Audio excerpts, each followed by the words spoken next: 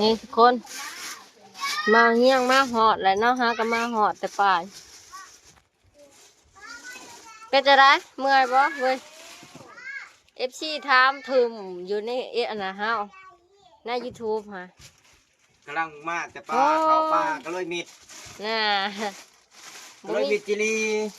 กำลังมาแต่ป่าพี่น้องสัญญาณบ่มีอยู่ป่าเนาะเพิ่นมานได้ทุกคนนี่โหเพิ่นมานหมูป่าเนาะ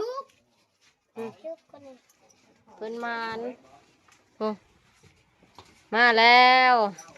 มาสบายดีพานใหญ่นี่สบายดีพานใหญ่พี่ชายของเฮานี่เนาะโหหนวดเทิงข้าวพี่น้องเอ้ยมีเวลาตัดมีแต่เขาป่าจักผมจักกันไหนเอาไว้เห็นป่ะเป็นคนป่าเลยโอ้